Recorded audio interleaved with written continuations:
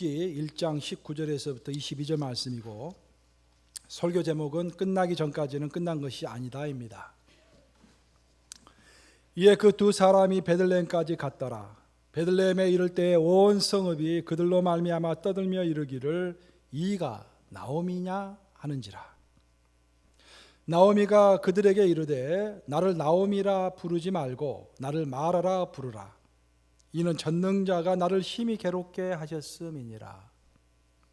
내가 풍족하게 나갔더니 여호와께서 내게 비어 돌아오게 하셨느니라. 여호와께서 나를 징벌하셨고 전능자가 나를 괴롭게 하셨거늘 너희가 어찌 나를 나오미라 부르느냐 하니라. 나오미가 모압 지방에서 그의 며느리 모압 여인 룻과 함께 돌아왔는데 그들이 보리 추수 시작할 때에 베들레헴에 이르렀더라. 살아계신 하나님의 말씀입니다. 오늘 설교 제목이요, 여러분들 끝나기 전까지는 끝난 것이 아니다입니다. 오늘 본문을 보시면은 1장 19절 첫 절을 보시면은 나오미가 며느리 룻을 데리고 폐잔병처럼 모압 땅에서 고향으로 돌아옵니다. 이 참 슬픈 모습입니다. 이것이 인간의 모습이고 인간의 출발입니다. 근데 오늘 본문의 마지막 절, 그러니까 룻기 1장의 마지막 절인 22절을 보시면은 바로 그때가 보리 추수할 때였더라라는 말이 나옵니다. 추수는 하나님의 섭리이고 자연작용의 진행입니다. 하나님께서 하시는 역사입니다. 이게 무슨 말이겠습니까, 여러분? 우리 인간은 이제 나는 끝이다, 나는 가진 것이 없고 나는 이제 폐잔병이다라고 이야기할 때 하나님은 그때부터 시작하신다라는 것입니다. 추수터를 우리에게 허락하시고 풍성함을 허락하여 주시고 새로운 길을 우리에게 여신다라는 그런 말씀입니다. 그래서 우리는 끝났다고 생각하지만 끝난 것이 아니다라는 것 말입니다. 제가 아시는 아주 친한 목사님 사모님이 저한테 그래요. 요즘 우리 목사님 좀 이상하시다고. 몇 년 전의 이야기입니다. 왜 그러시냐고 그랬더니 목사님이 나이가 50이 딱 넘어서면서부터 좀 이상해지셨대요. 자꾸 바닷가를 혼자 찾아가시고 추운 겨울에도 바닷가에서 이렇게 막 거니시고 혼자 있는 것을 좋아하시고 좀 센치멘탈해졌다라는 그런 이야기를 하시더라고요. 그러면서 자꾸 인생의 폭이 점점 좁아지는 듯한 느낌을 갖는데요, 그 목사님이. 그러면서 젊었을 때는 꿈도 많고 희망도 많고 하나님 앞에서 열정도 많았었는데 어찌하다 내 인생이 이제 나이 50이 넘으면서 이렇게 되었는가라는 그런 회의감에 약간 빠졌던 것 같아요. 그때 우리가 나눴던 이야기가 우리는 끝난 것 같지만 하나님 보시기에는 그때가 출발선상에 있는 것이다, 그런 말입니다. 진짜로 우리의 영혼이 이제 깊어지고 우리 생각이 깊어지고 내 겸손이 깊어지고 내가 할 수 없구나, 오직 하나님께서만 할 수 있는 거구나 라는 그런 생각이 그때부터 제대로 시작된다는 것입니다. 포도주는 숙성이 돼야 되죠.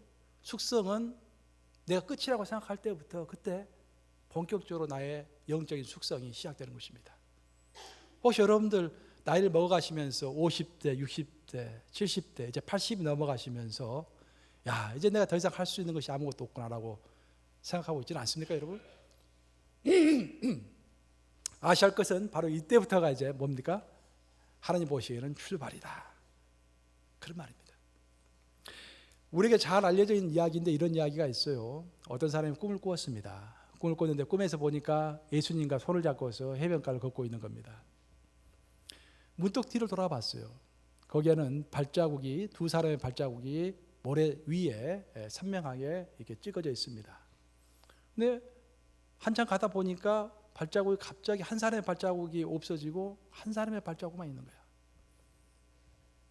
그 사람 그 시기를 한번 생각해 봤어요. 그때가 언젠가 생각해 봤더니 자신이 정말 인생에서 고난의 어둠의 터널을 통과하고 있을 때, 힘들었을 때, 그때였습니다.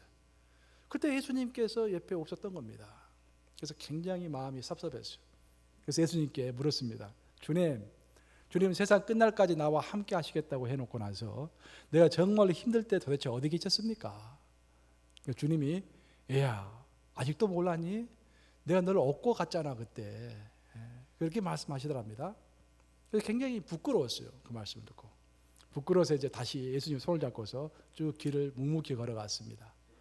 한참 걷다가 딱 뒤를 다시 한번 돌아봤더니 아니 이번에는 발자국이 나 있는데 아니 지그재기식으로 아주 발자국이 어지럽게 막 여기저기 막 찍혀 있는 거야. 이게 웬일인가? 주님 이 발자국 뭡니까? 그때 예수님께서 너 또 잊었니? 너 말이야 그 어려운 것을 통과를 다 했을 때 내가 너무 기뻐하고 너도 너무 기뻐해서 우리 다 같이 둘이서 손잡고 춤췄지 않니? 그 춤춘 발자국이 이 발자국이란다. 그렇게 말씀하시더랍니다. 우리가 고난 가운데 있을 때 하나님은 어디 계시는가라는 그런 좋은 애하입니다. 특별히 루키는 눈에 보이지 않는 하나님의 역사를 설명하는 그런 책입니다. 우리가 고난 가운데 있고 힘든 가운데 있고 하나님이 진짜로 있을까라는 생각이 들 때에도 하나님은 여전히 우리 옆에 계시다는 그런 애화인 것입니다. 사실 인간의 고난과 수치, 어려움 이것은 성경의 고전적인 주제입니다. 성경은 물론 하나님의 은혜에 대해서 이야기하고 하나님의 구원에 대해서 이야기하지만 그것은 성경의 한 면이고 또 다른 한 면, 성경은 결국 인간을 향해서 쓴 책인데 인간이 이 땅을 살아가면서 겪는 모든 고난과 수치감, 어려움 그런 것들을 성경은 또한 잘 설명하고 있는 것입니다. 그런데 여러분들이 항상 아셔야 할 것은 뭐냐면 성경은 하나의 각도로 설명하지 않고 그 고난을 여러 각도로 우리에게 보여준다는 것입니다. 마치 이 성경책이 여러분 입장에서 보면 이렇게 보이지만 제 입장에서 보면 이렇게 보이는 것처럼 여러 가지 각도로 고난을 설명해 줍니다. 특히 고난을 우리가 어떻게 극복할 것인가, 고난의 극복의 방법이 무엇인가라는 것들을 하나님께서 설명하실 때 그것은 한 가지 방법만 있는 것이 아니라 여러 가지가 있다라고 설명하십니다. 첫 번째 가장 대표적인 방법이 욥의 방법입니다. 욥은 고난을 당했을 때 그 고난을 당하고 나서 하나님께 항변했습니다. 주님, 내가 주님 그렇게 잘 따랐는데 왜 내 인생에는 이런 고난이 오는 것입니까? 그리고 하나님과 변론했다고 했습니다. 하나님과 변론하는 거예요. 하나님이 틀렸습니다. 하나님이 옳습니까? 하나님이 틀렸습니까? 나와 같이 변론하십시다. 변론한 것입니다. 그리고 많은 친구들 앞에서 자신의 결백함을 주장했습니다.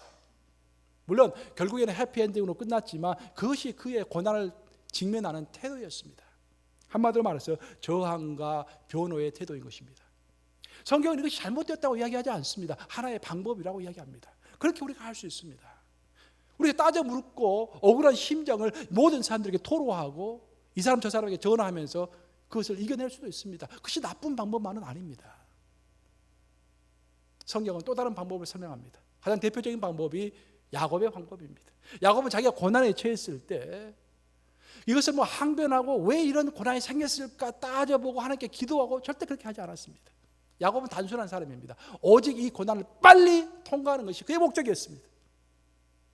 그래서 하나님을 붙잡고서 밤이 새도록 같이 기도했다, 같이 씨름을 했다라고 표현됐죠. 씨름이지만 결국 하나님을 붙잡고 있었다 그런 말이죠. 하나님을 붙잡고서 나에게 축복해 주시옵소서, 즉 내가 이 고난을 통과하게 해 주시옵소서라고 하나님께 매달렸습니다. 또 야곱은 일단 그것을 통과하고 회피하는 것이 목적이었기 때문에 속임수를 써서라도 형을 에서를 속여서라도 빨리 도망치고 싶었고 또 어떻게 해서든지 그것을 회피하고 싶었습니다. 결국 도망과 회피의 그런 스타일입니다. 이것도 결국 나쁜 것이 아닙니다. 성경이 우리에게 가르쳐주는 하나의 방법입니다. 하지만 성경은 이 두 가지만 이야기하고 있는 것이 아니라 또 다른 중요한 하나의 고난을 통과하는 방법을 가르쳐주고 있는데 그것이 바로 오늘 본문에 나오는 룻기의 이야기인 것입니다. 룻기의 주인공은 룻과 나오미입니다. 룻과 나오미, 특히 나오미는 정말 말할 수 없는 슬픔과 고난을 당한 사람입니다. 그렇죠? 남편이 죽었고 두 아들이 차례로 죽었으며 첫째 며느리까지 떠나보내는 그런 슬픈 마음에 상한 감정의 그 여인입니다. 누구보다도 사실 여기에 앉아있는 우리 그 누구보다도 슬픈 여인입니다. 하지만 그 여인은 자신의 슬픔에 대해서 하나님께 항변하지도 않았고 변론하지도 않았고 다른 사람들에게 주장하지도 않았습니다. 그녀는 담담하게 그것을 수용했을 뿐입니다. 왜 수용했을까요? 전능하신 하나님이 슬픈 날을 주시면 기쁜 날도 주실 것이고 기쁜 날 주시면 결국 또한 나중에 슬픈 날도 주실 것이라고 믿었기 때문에 그냥 믿고서 요란스럽게 하지 않고 담담하게 현실을 받아들이면서 그것을 해결하려고 몸부림치지도 않고 그것을 수용했을 뿐입니다. 여러분 어떻습니까? 이 방법 어떻습니까? 좋은 것 같아요, 여러분? 조은희 집사님, 이 방법 좋은 것 같아요? 지금 세 가지 방법을 지금 제시했는데 이것도 하나의 고난을 통과하는 방법이다라는 것입니다. 잠잠히 기다리는 것, 잠잠히 기다리라. 성경에서 여성의 이름을 들어가지고 성경책을 쓴 것이 두 권 있습니다. 어떤 책이죠? 이게 룻기하고 에스더, 룻기 에스더 가장 기본입니다. 룻기 에스더. 근데 룻과 에스더는 굉장히 공통된 점도 있지만 차이가 많은 두 여인입니다. 아시다시피 룻은 이방 여인이었고 에스더는 유대 여인입니다. 하지만 룻은 유대 남자와 결혼을 했고 에스더는 정반대로 제국을 다스리는 이방 남자와 결혼했습니다. 그 룻은 평생을 이제 결혼한 이후에는 유대인들 사이에서 살았습니다. 반면 에스더는 평생을 이방인들 사이에서 살았습니다. 또 룻기를 읽어보면 룻기는 처음부터 끝까지 가난에 관한 이야기입니다. 가난해요. 빈궁하고 가난합니다. 굉장히. 근데 에스더를 읽어보면 처음부터 끝까지 잔치라는 이야기가 무려 20번이 등장합니다. 그 에스더서에 20번이라는 잔치라는 단어가 등장합니다. 풍성한 그런 세력 하에서 벌어지고 있는 그런 이야기입니다.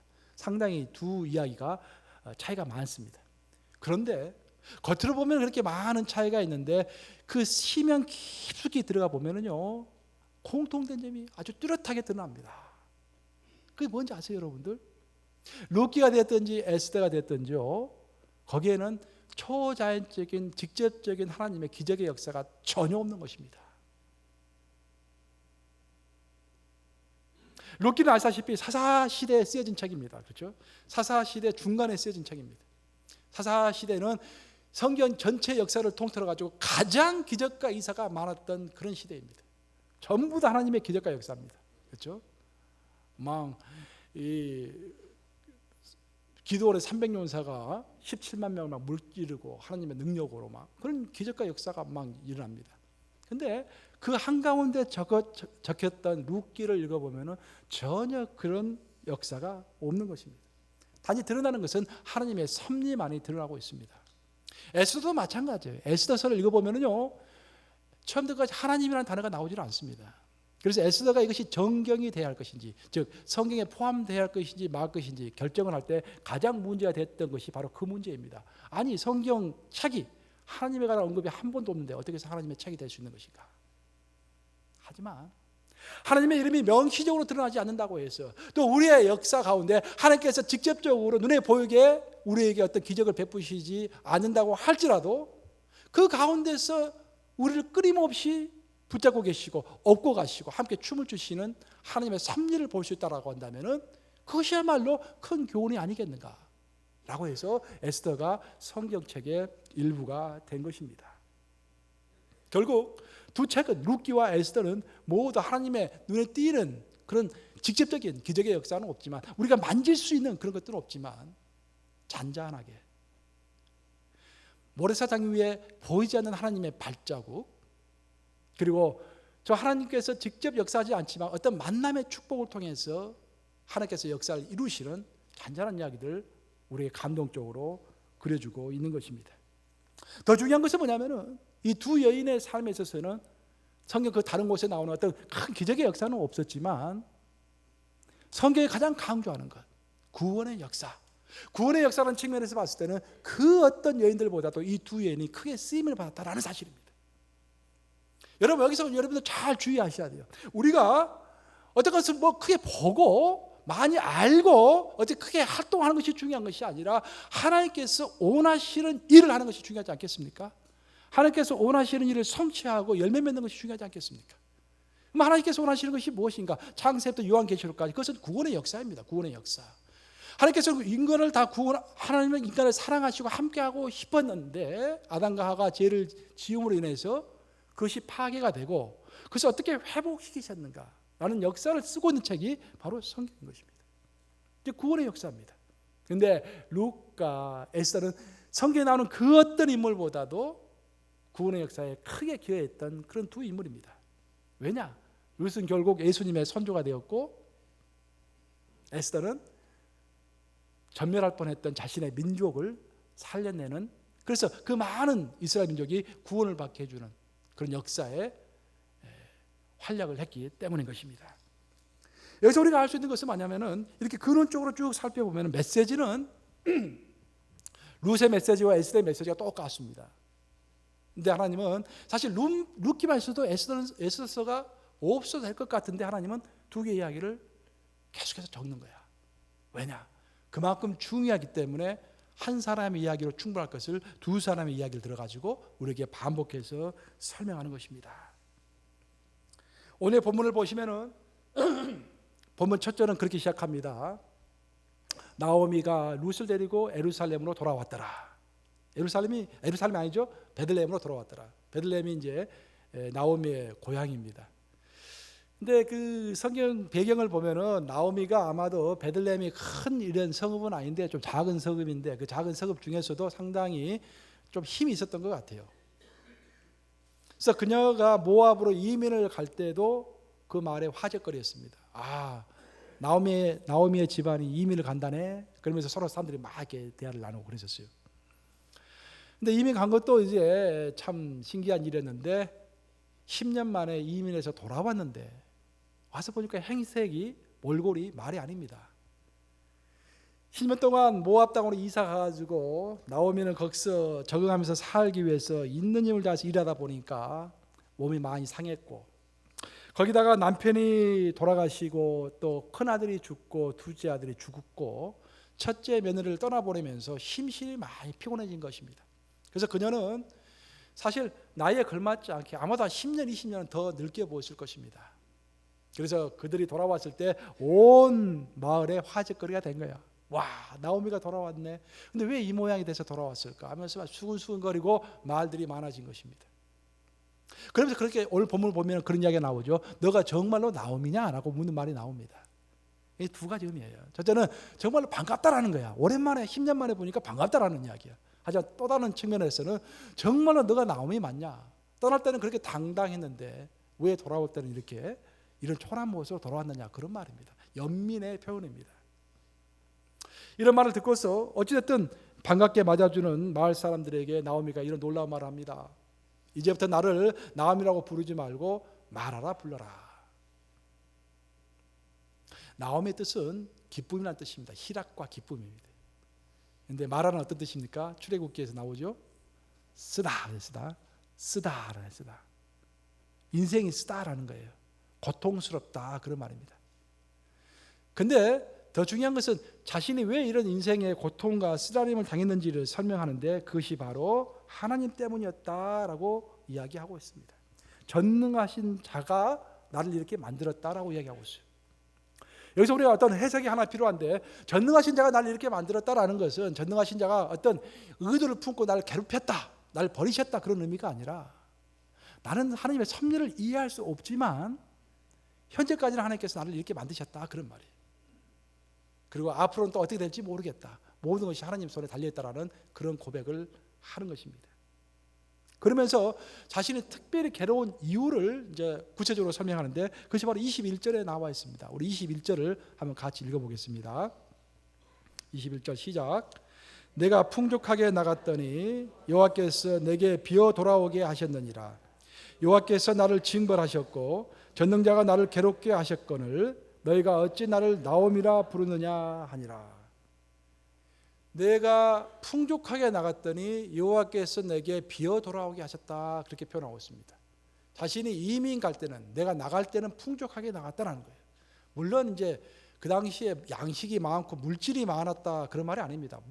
양식이 없어서 양식을 찾기 위해서 모압으로 이민을 갔죠. 근데 여기서 풍족하다는 말은 뭐냐면은 나오미가 한 여인으로서 풍족했다라는 거예요. 자, 여기 계시는 많은 여성분들, 여자로서 어떨 때 가장 뿌듯하고 행복하십니까, 여러분들? 여자로서 좋은 남편이에요, 좋은 남편. 저도 우리 아는 사람들 위해서 결혼을 위해서 기도해 줄 때, 내가 아는 사람들 위해서 결혼을 위해서 기도해 줄 때 온화하고 사랑해주고 좋은 남편 만나게 해주시옵소서. 그런 것들을 사람들 위해서 기도해줘요. 여자로서 행복은 좋은 남자를 만나는 것입니다. 그렇죠? 나오미는 좋은 남편을 만났어요. 자기를 사랑해주고 인자하고 든든한 남자가 있었던 것입니다. 근데 그 남자가 죽었어요. 그리고 아주 좋은, 또 아주 첫째, 둘째 아들이 둘 있었는데 아주 풍족했습니다. 그리고 나오미에게는 어떤 꿈도 있었어요. 이상도 있었어요. 지금은 어렵지만 내가 모압 땅에 가서 열심히 살면은 또 내가 성공할 수 있으리라라는 그런 이민자로서 어떤 도전 정신도 있었습니다. 그래서 한 여자로서 이민 갈 때는 풍족했다라는 거예요. 근데 10년 만에 남편이 죽고 첫째 아들이 죽고 둘째 아들이 죽고 첫째 며느리까지 떠나면서 이제는 다 비어있는 상태로 돌아오는 것입니다. 그때 아까 제가 이야기한 것처럼 나오미는 이런 모든 현상이 하나님께서 나를 이렇게 하셨다라고 이야기하고 있습니다. 이것은 원망하는 것이 아니라, 하나님 원망하는 것이 아니라 하나님께서 이제 이런 현실을 자기에게 주셨으니 또 다른 현실 또한 있을지도 모르겠다. 나는 이해를 할 수 없지만 현실을 그냥 묵묵히 다 수용하겠다라는 그런 뜻으로 이런 고백을 하고 있는 것입니다. 그래서 이야기가 여기까지 딱 끝나면은 이게 전부 인간의 이야기구나. 나오미가 자기 하소연하고 그냥 사람들 앞에서 그냥 한탄하고 끝나는 것이구나라고 이야기가 끝날 건데 참 성경은 기가 막힙니다. 1장 마지막 절에 한 절을 탁 더했는데 그게 뭡니까? 그때가 바로 보리를 추수할 때였더라. 인간으로 보면 다 끝난 거예요. 이제 희망이 별로 없습니다. 물론 하나님께서 앞으로 어떻게 하시겠지만 별로 희망이 보질 않습니다. 자기는 끝났다고 생각했어요. 근데 그때가 바로 보리 추수할 때다. 즉 하나님께서 은혜를 예비하시고 이제는 본격적으로 그의 인생이 시작될 때다라는 그런 의미인 것입니다. 보리가 추수할 때이다.